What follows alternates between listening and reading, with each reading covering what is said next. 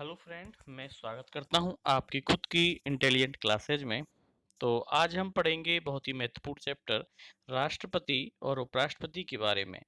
यह चैप्टर कक्षा 10 से लेके कंपटीशन क्लासेज में इसके बारे में खूब सारे प्रश्न पूछे जाते हैं, खासकर राष्ट्रपति के बारे में और उपराष्ट्रपति के बारे में। तो शुरू करते हैं राष्ट्रपति से कि राष्ट्रपति भारत का प्रथम नागरिक कहलाता है। भारतीय सेनाओं की तीनों सेनाओं का सुप्रीम कमांडर होता है राष्ट्रपति। भारत के राष्ट्रपति का निर्वाचन संसद के दोनों सदस्यों की निर्वाचित सदस्यों मतलब संसद के दोनों सदनों कौन कौन से हैं, लोकसभा व राज्यसभा की निर्वाचित सदस्यों तथा राज्य की विधानसभाओं की निर्वाचित सदस्यों द्वारा आनुपातिक प्रतिनिधित्व पद्धति के तहत एकल संक्रमणीय मत पद्धति द्वारा राष्ट्रपति का निर्वाचन किया जाता है। राष्ट्रपति का निर्वाचन 5 वर्ष के लिए किया जाता है और पद्धति पूछी जाए तो एकल संक्रमणीय मत पद्धति, और ये भी पूछा जा सकता है कि आनुपातिक प्रतिनिधित्व पद्धति के द्वारा। राष्ट्रपति के पुनः निर्वाचन पर प्रतिबंध नहीं है। राष्ट्रपति के निर्वाचन संबंधी समस्त विवादों का निपटारा सर्वोच्च न्यायालय करता है। मेरा आपसे आग्रह है कि कृपया करके आप सभी स्टूडेंट्स या कंपटीशनर एग्जाम में पढ़ने वाले जो भी मेरे भाई बहनें हैं, वो सभी पेन कॉपी लेके जरूर बैठें, जिससे कि आप लिखकर और समझकर इस एजुकेशन वीडियो का पूरा लाभ उठा सकें और कंपटीशन में या 10वीं 12वीं क्लास में भी पढ़ते हैं तब भी आप अधिक से अधिक नंबर ला सकें। यहाँ पर मैंने लिखा हुआ है कि राष्ट्रपति के वेतन का वर्तमान में जो वेतन है वो 1.5 लाख है, लेकिन ये पुराना आंकड़ा है। अब वर्तमान में राष्ट्रपति का वेतन 5 लाख रुपए है। कितने है? 5 लाख रुपए राष्ट्रपति का वर्तमान वेतन है। राष्ट्रपति के निर्वाचक मंडल भारत के राष्ट्रपति का निर्वाचक मंडल द्वारा होता है, जिसके निर्माण संसद तथा राज्य विधान मंडलों के केवल निर्वाचित सदस्यों द्वारा ही होता है। राष्ट्रपति के निर्वाचन में राज्य का मुख्यमंत्री मतदान करने के लिए पात्र नहीं होता। बिट नोटेड कि राष्ट्रपति के निर्वाचन में राज्य का मुख्यमंत्री मतदान नहीं कर सकता।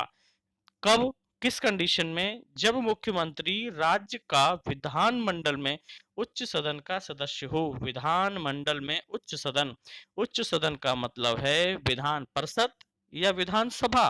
ये आप देखें कि विधानसभा निम्न सदन है, जबकि विधान परिषद उच्च सदन है।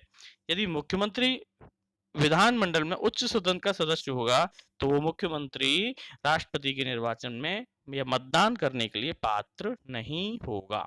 इसके बाद देखें कि यहाँ पर राष्ट्रपति का निर्वाचन संबंधी बात बताई गई है। अनुच्छेद 54 में राष्ट्रपति का निर्वाचन होता है। अनुच्छेद 61 में राष्ट्रपति पर महाभियोग की प्रक्रिया लगती है। महाभियोग का मतलब है कि राष्ट्रपति को कौन सी प्रक्रिया के द्वारा हटाया जा सकता है, उस प्रक्रिया को महाभियोग कहते हैं। अनुच्छेद 72 में राष्ट्रपति को क्षमादान का अधिकार है। अनुच्छेद 123 में राष्ट्रपति अध्यादेश जारी करने की शक्ति रखता है। अध्यादेश का अर्थ होता है जब संसद का सत्र नहीं चल रहा हो अर्थात विश्रांति काल हो, तब राष्ट्रपति कानून बना सकता है, जिसे अध्यादेश कहते हैं। अध्यादेश एक प्रकार का संसदीय विधान या कानून ही होता है। राष्ट्रपति राज्यसभा में 12 सदस्यों का मनोनयन करता है। मनोनयन शब्द है, ना कि निर्वाचन या निर्वाचित। केवल 12 सदस्यों का मनोनयन करता है जो साहित्य व विज्ञान समाज सेवा से संबंधित हो, जबकि राष्ट्रपति लोकसभा में 2 एंग्लो इंडियन सदस्यों का ही मनोनयन करता है। जब भी कभी हम राष्ट्रपति शासन लगाते हैं तो उस राष्ट्रपति शासन लगाना सही था या गलत था, इसकी जांच के लिए जो कमेटी गठित हुई थी उस कमेटी का नाम था स्वर्ण सिंह समिति या कमेटी। राष्ट्रपति के निर्वाचन मंडल के सदस्य होते हैं राष्ट्र संसद के दोनों सदनों के निर्वाचित सदस्य बी पॉइंटेड, सभी राज्यों की विधानसभाओं के निर्वाचित सदस्य एवं दिल्ली तथा पांडिचेरी विधानसभाओं के निर्वाचित सदस्य। यदि यही प्रश्न आपको ऑब्जेक्टिव टाइप में पूछ ले जाए तो निश्चित रूप से आप गलत ही करोगे। प्रश्न होगा राष्ट्रपति के निर्वाचन मंडल के सदस्य होते हैं ऑप्शन ए केवल दोनों सदनों के निर्वाचित सदस्य, ऑप्शन बी विधानसभाओं के निर्वाचित सदस्य, ऑप्शन सी दोनों सदनों के निर्वाचित सदस्य प्लस और सभी राज्यों की विधानसभाओं के निर्वाचित सदस्य। लेकिन ऑप्शन डी यदि इन तीनों चीजों को एक साथ मिला दिया जाए तो सही ऑप्शन होगा, राइट आंसर होगा ऑप्शन डी। तो याद रखें। अब भारत के राष्ट्रपति के निर्वाचन मंडल में एक निर्वाचित संसद सदस्य के मत का क्या मूल्यांकन या क्या मूल्य होगा? इस फॉर्मूले के द्वारा देखें कि सभी निर्वाचित विधानसभा सदस्यों के मतों का कुल मान बटे या डिवाइडेड निर्वाचित संसद सदस्य का कुल संख्या। देखा आपने, इस फॉर्मूले को याद रखें, कभी कभी ऑब्जेक्टिव टाइप के क्वेश्चन में ये पूछा जाता है। राष्ट्रपति पद के लिए आवेदन करते समय 50 प्रस्तावक तथा 50 समर्थकों की आवश्यकता है। राष्ट्रपति अपने पद का जो त्याग पत्र है, राष्ट्रपति अपने पत्र का त्याग पत्र उपराष्ट्रपति को देता है और उपराष्ट्रपति इसकी सूचना लोकसभा अध्यक्ष को दे देता है। संसद सत्र नहीं चल रहा हो उस समय राष्ट्रपति 6 माह के लिए अध्यादेश जारी कर सकता है, अर्थात कानून बना सकता है। राष्ट्रपति संघ शासित क्षेत्रों के लिए संचालन के लिए अपनी तरफ से प्रशासकों की नियुक्ति करता है, जैसे दिल्ली में है, जैसे चंडीगढ़ में प्रशासक है जिनको हम गवर्नर के नाम से जानते हैं, तो वो शब्द है प्रशासकों की नियुक्ति करता है। आपके लिए प्रश्न, किन किन राज्यों में राष्ट्रपति ने प्रशासकों की नियुक्ति की हुई है? दो तीन के आंसर मैं बता चुका हूँ, दो तीन की आप खोज लीजिए, अच्छा लगेगा। राष्ट्रपति को महाभियोग करने का प्रावधान है। राज्यों की तीनों विधानसभाएं भारत के राष्ट्रपति की निर्वाचक गण का तो भाग है, परंतु इसके महाभियोग अधिकरण का भाग नहीं है। इस बात को समझें कि राज्यों की विधानसभाएं भारत के राष्ट्रपति के निर्वाचन में तो भाग लेती हैं, परंतु उसके महाभियोग अर्थात राष्ट्रपति को हटाने के लिए राष्ट्रपति को हटाने में भाग नहीं लेती, यानी महाभियोग की प्रक्रिया में भाग नहीं लेती हैं। बी पॉइंट नोटेड कि राष्ट्रपति भारत के महान्यायवादी, नियंत्रक और महालेखा परीक्षक एवं राज्यपाल की नियुक्ति करता है। राष्ट्रपति द्वारा जब संसद को थोड़े समय में ही चुनाव कराना हो, राष्ट्रपति के द्वारा जब संसद में थोड़े समय में ही चुनाव कराना हो, तो जो नोटिस जारी किया जाएगा उस नोटिस को स्नैप पोल के नाम से जाना जाता है। Be noted. पेन कॉपी लेके जरूर बैठें दोस्तों, उससे आपकी नॉलेज बढ़ेगी और आप लिखेंगे तो आपका खुद का नोट्स बनेगा। मैं आपकी मदद कर रहा हूं। अब देखें, ये प्रश्न 10वीं और 12वीं और वैसे भी आता है थ्योरेटिकल आरएएस आईएएस के एग्जाम में कि आपकी राष्ट्रपति की शक्तियां लिखें। तो मैं यहाँ 3 शक्तियां बता रहा हूं। अनुच्छेद 352 के तहत राष्ट्रपति के लिए शक्ति दी गई है कि यदि कोई राष्ट्रपति के लिए शक्ति है कि बाह्य आक्रमण, युद्ध और सैन्य विद्रोह की स्थिति में जब कोई देश पर आक्रमण कर दे या सैन्य विद्रोह कर दे, सैनिकों का विद्रोह हो जाए, तो उस समय राष्ट्रपति आपातकाल की घोषणा कर सकता है अनुच्छेद 352 के तहत। अब उसके बाद में देखें, अब तक ये 352 का अनुच्छेद केवल भारत में 3 बार लागू किया गया है। सन 1962 में भारत पाकिस्तान युद्ध के दौरान, 1971 में भी युद्ध हुआ था, जबकि 1975 में आंतरिक अशांति के दौरान राष्ट्रीय आपातकाल की घोषणा की गई है। अब तक कुल 3 बार।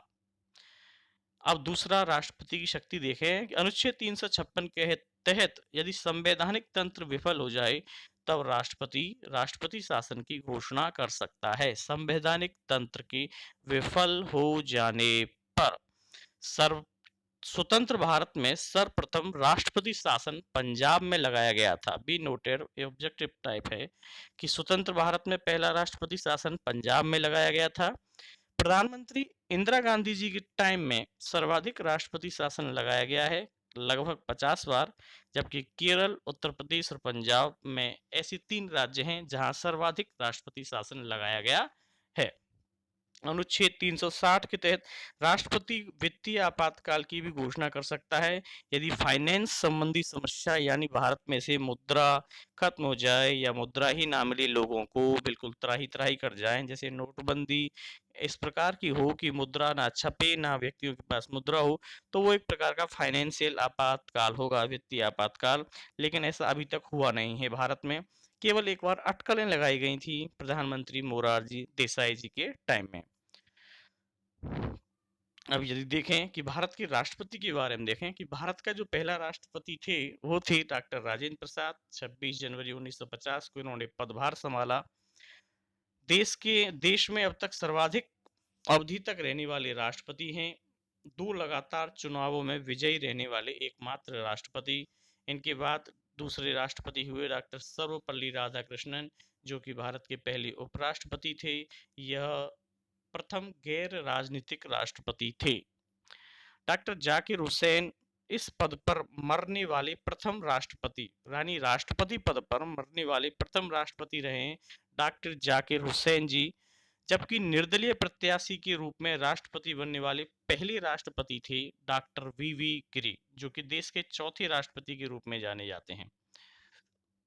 दोस्तों, यदि मैं आपको थोड़ी सी और जानकारी दूं इसके बारे में, कि अभी आपने देखा कि ये किस प्रकार से राष्ट्रपति की जानकारी चल रही थी, आप उसके बाद में थोड़ा सा उपराष्ट्रपति के बारे में जानकारी ले लें कि संविधान के अनुच्छेद 63 में भारत का एक उपराष्ट्रपति है। उपराष्ट्रपति बनने के लिए योग्यता है भारत का नागरिक हो, न्यूनतम आयु 35 वर्ष, किसी भी लाभ के पद पर ना हो। उपराष्ट्रपति का कार्यकाल 5 वर्ष। उपराष्ट्रपति के पुनर्निर्वाचन पर प्रतिबंध नहीं है, इसीलिए डॉक्टर राधाकृष्णन एकमात्र उपराष्ट्रपति जिनका इस पद पर पुनः निर्वाचन हुआ है, यानी दोबारा उपराष्ट्रपति बने केवल एकमात्र राधा कृष्णन जी। उपराष्ट्रपति को राज्यसभा का पदेन अध्यक्ष माना जाता है, यानी राज्यसभा का पदेन अध्यक्ष कौन है, वो है उपराष्ट्रपति, जो कि राज्यसभा की बैठकों का सभापतित्व करता है, अध्यक्षता करता है। उपराष्ट्रपति का चुनाव संसद के दोनों सदनों द्वारा आनुपातिक प्रतिनिधित्व एवं एकल संक्रमणीय मत प्रणाली के द्वारा किया जाता है। उपराष्ट्रपति का चुनाव दोनों संसद के दोनों सदनों के द्वारा एकल संक्रमणीय मत प्रणाली के द्वारा किया जाता है। यदि मैं आपको थोड़ा सा चित्र बना दिखाने का प्रयास करता हूं और आप देखें कि इन चित्रों में कि भारत के वर्तमान में जो पहले राष्ट्रपति वर्तमान में जो भारत के राष्ट्रपति हैं उनका नाम है डॉक्टर रामनाथ कोविंद। क्या आप बता सकते हैं ये राष्ट्रपति बनने से पहले कौन थे? जी हाँ, ये पहले बिहार के राज्यपाल रहे हैं। यदि उपराष्ट्रपति का नाम पूछूं तो वर्तमान में उपराष्ट्रपति हैं श्री वेंकैया नायडू जी। ये उपराष्ट्रपति, ये मैंने तो चिन्ह लगाए हुए हैं 5 और 63, तो बचाओ 63 तो मैं बताता हूँ, 5 यस ये क्या है ये बताना। 63 है, अनुच्छेद 63 के तहत उपराष्ट्रपति का निर्वाचन होता है। अब आप जरा सोचें कि ये 7 है या 5 है। खैर कैसा भी हो, आपको मेरा चैप्टर कैसा लगा, पेन कॉपी लेकर के जरूर बैठें दोस्तों, क्योंकि आप लिखेंगे तभी बढ़ेगा इंडिया, तभी पढ़ेगा इंडिया। मेरा उद्देश्य आपको अच्छे मेथड के साथ में पढ़ाना है, जिससे आप अच्छी प्रकार से पढ़ सकें और लिख सकें। देश में कोरोना वायरस की वजह से लॉकडाउन चल रहा है, इसलिए आप घर बैठ के कंपटीशन की तैयारी करें।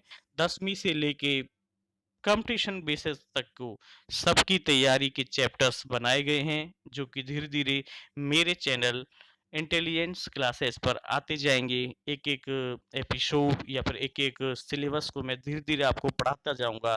प्लीज़ मेरा चैनल सब्सक्राइब करें, इंटेलिजेंट क्लासेज। मैं आपके लिए इस कार्य के लिए बहुत बहुत आभार व्यक्त करता हूँ। बहुत बहुत धन्यवाद। Thank you very much.